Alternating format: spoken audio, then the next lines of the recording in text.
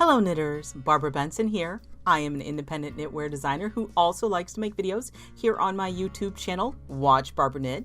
Make sure to check in the description below where I will put links to anything I mention in this video, including how to get my patterns to knit up for yourself, how to join the Watch Barbara Knit Facebook, we'd love to have you come over, and how to support me on Patreon. Today I have a soapbox, woot woot, getting on my soapbox. It is something I have mentioned before, but I came up with an idea of how I could maybe show you visually, and for those of you visual learners out there, to better understand what I'm trying to explain. And what it is, and I had it just happen the other day in the yarn store, is when you look at a pattern and you decide you're going to go buy your yarn, and you go into the yarn store or you start shopping online, and what you've looked at on your pattern is what it says the gauge is on your pattern. And then you compare that gauge to the gauge listed on the ball of yarn. Okay, because there's gauge on the ball of yarn and it tells you how many stitches per a 4-inch swatch or a 2-inch swatch or whatever. How many stitches per inch. And looking at the ball, how many stitches per inch, and then your pattern, how many stitches per inch, and buying yarn based solely on that gauge, and how that can get you into a whole world of difficulties and heartache when you're trying to do your pattern, because the gauge that is listed on the ball band really has very little bearing on the gauge that is listed on your pattern, because designers frequently use different weights of yarn with non-recommended needle sizes to achieve different fabric characteristics that aren't in the standard. And the information on the ball band is the standard.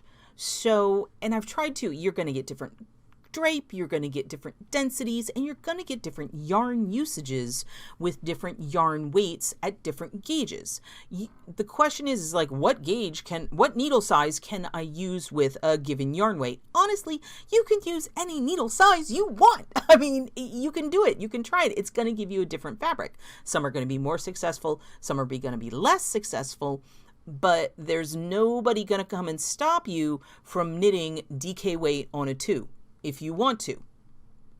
It's not what's recommended, but who knows? A designer might have a reason they want to.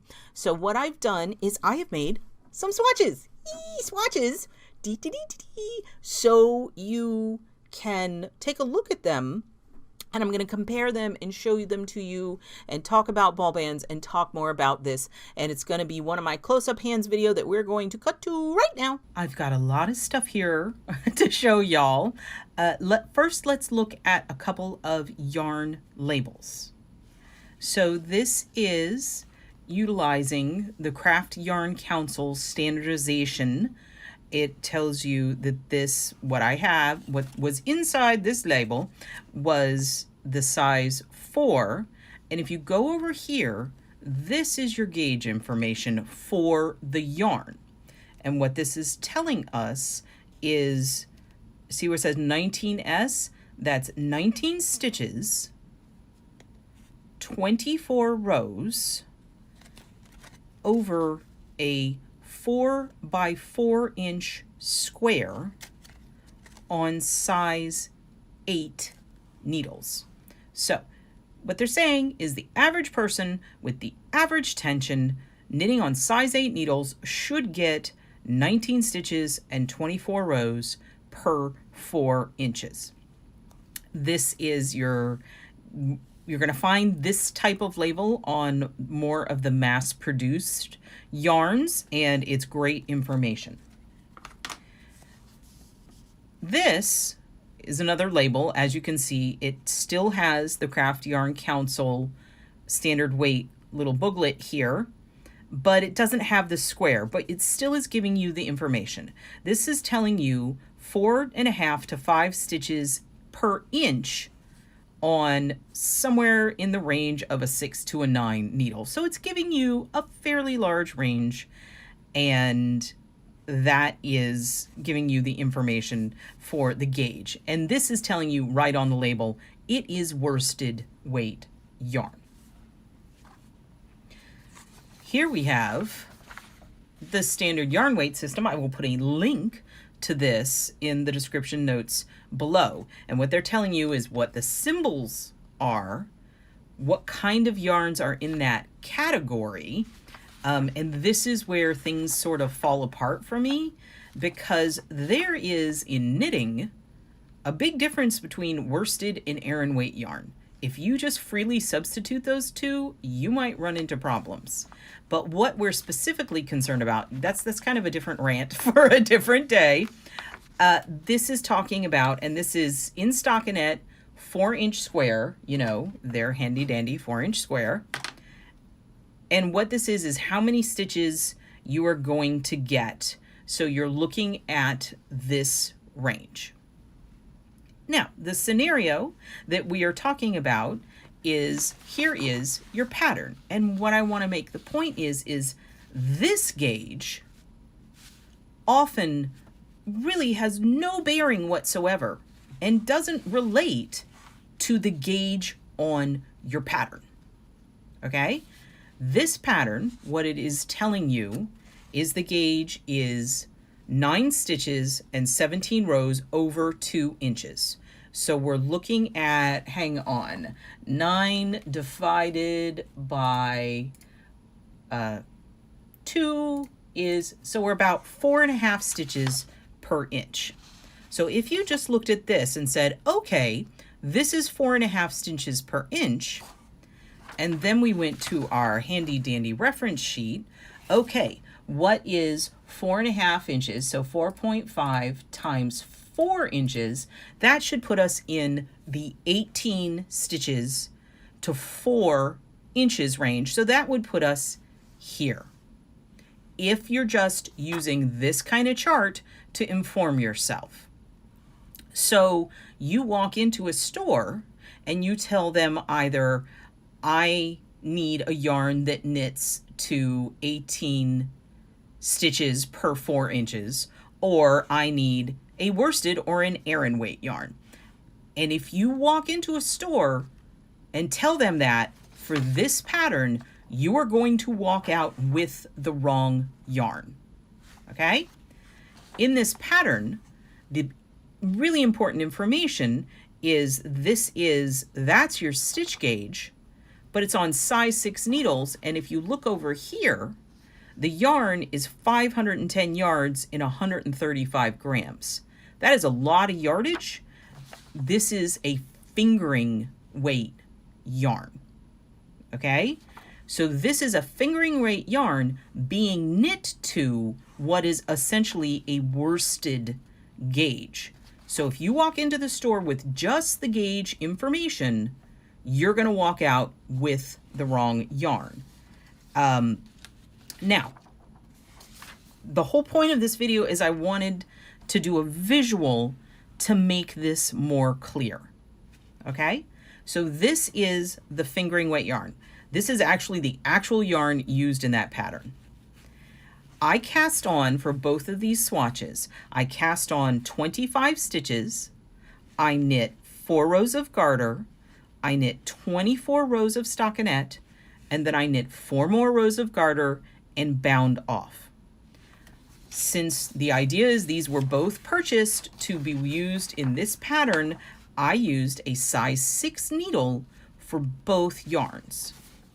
This is me knowing I needed fingering weight yarn. So let's look after it was blocked. Let's see what we have here.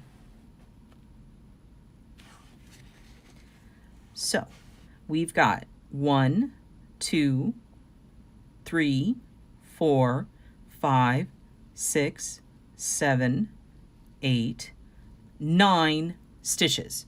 So this is 2 inches. So this is on gauge. Okay? This is a worsted weight yarn. if I went into a yarn store, if I got online and was searching and I simply looked at what the gauge said on here and tried to match the gauge on this to this gauge, I would have ended up with a worsted weight yarn. Okay? So let's see what happened with my worsted knit on the size 6.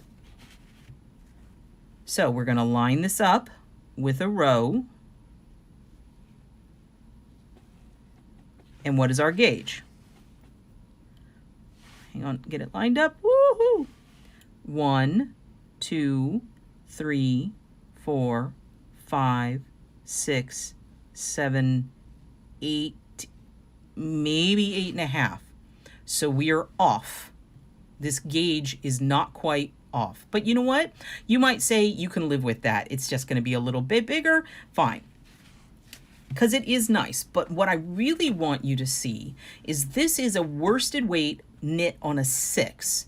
That is actually a smaller needle size than is typically recommended for worsted weight. And I want you to look at the fabric that it is made. It is lovely fabric, okay? It is nice. It is denser than one would typically knit worsted, but if you want a nice warm sweater, it's great. It has a little bit of drape, but it would hold its own, and if it's a sweater, it would have a really nice shape. This is the fabric that this particular pattern, this shawl pattern, is designed for.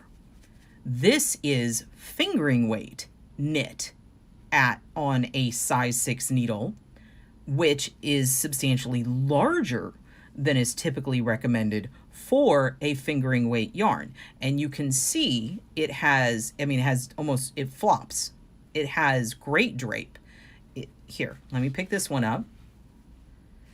And this one has, you can see how it sort of creates folds. This one, it's just bloop, it just flops over. It's very loose, and you can see through it. You can see my fingers through this. You can see how open it is. See how large the stitches are and how it's almost mesh-like.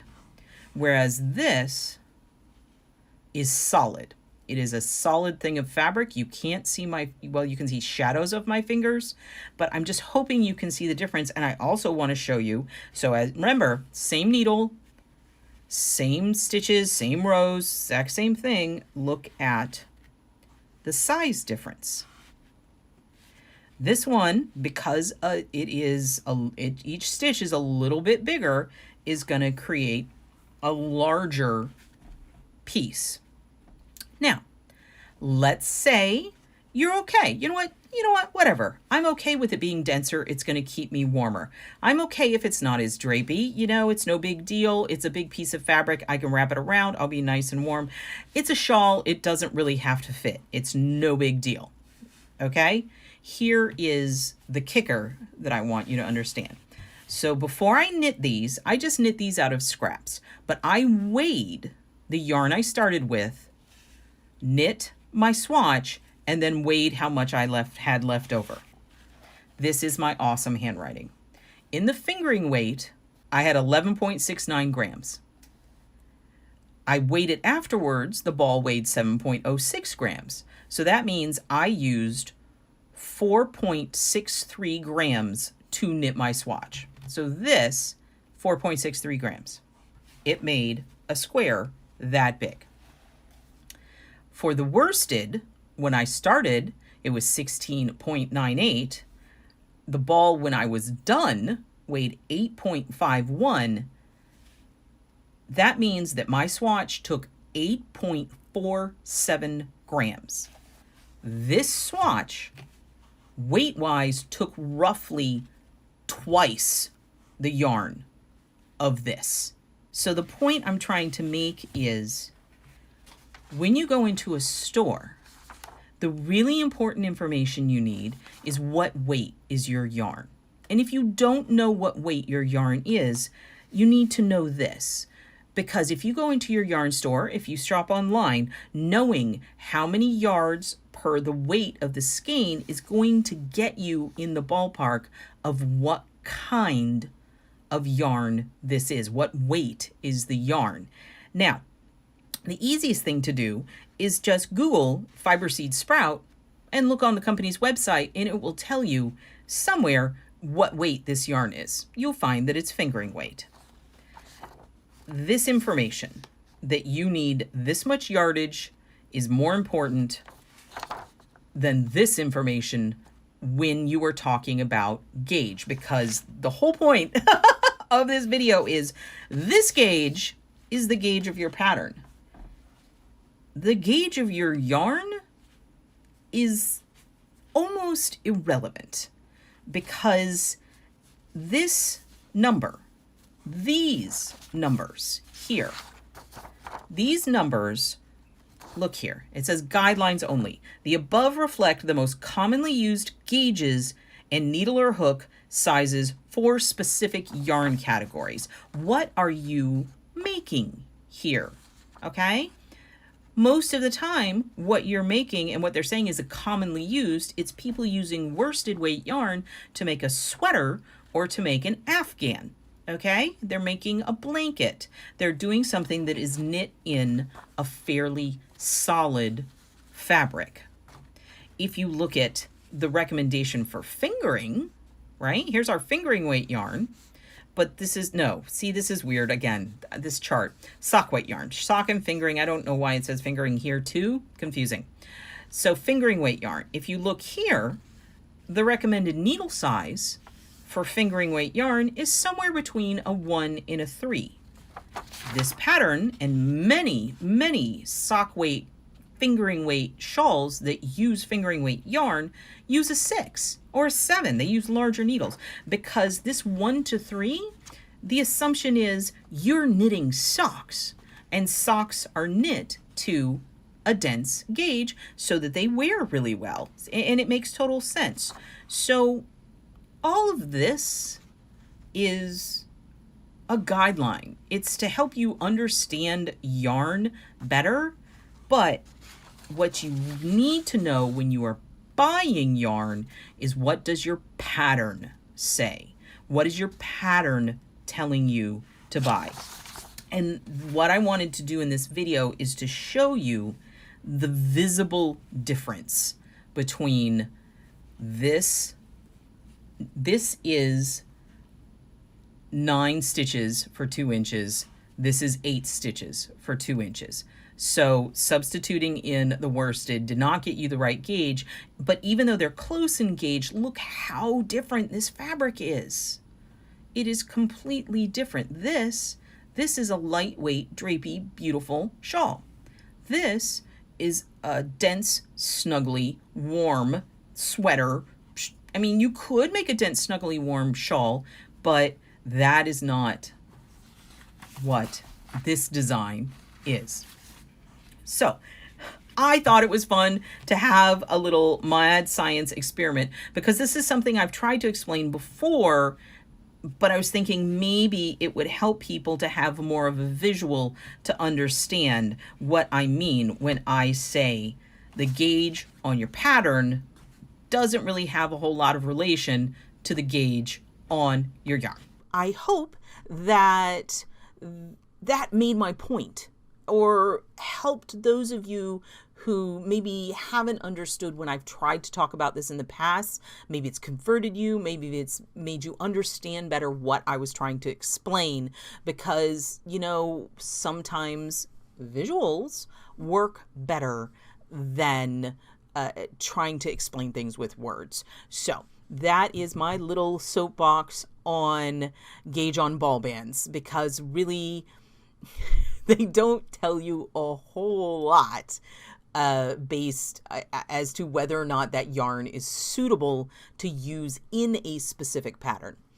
What the information on the ball band and what the information in the sheet that I showed you, which I will link to, what those do is they give you an idea of your yarn weight. If you look at a yarn ball and it says 21 to 24 stitches in 4 inches, you know that is going to fall into the DK light worsted. So it can help you figure out what weight the yarn is if it doesn't say on the label what its weight is, but it doesn't really tell you if it is suitable in your pattern, because you need to know what yarn weight you need to use in your pattern. You need to know your yarn weight, and you need to know how much yardage you need. And those are the things that are going to give you the best success, whether you're shopping online and going into a store. If someone's helping you and they're like, what do you need?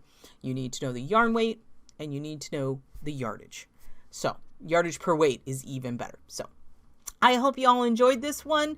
I like getting my mad scientist on and doing little experiments. And I knit swatches and block swatches that have no purpose other than showing to you. So don't talk to me about not wanting to knit swatches. I hope you enjoyed this video. If you did, give it the thumbs up, click that like button. And if you would like to be notified whenever I upload a new video, please subscribe to my channel and select notifications. Thank you so much.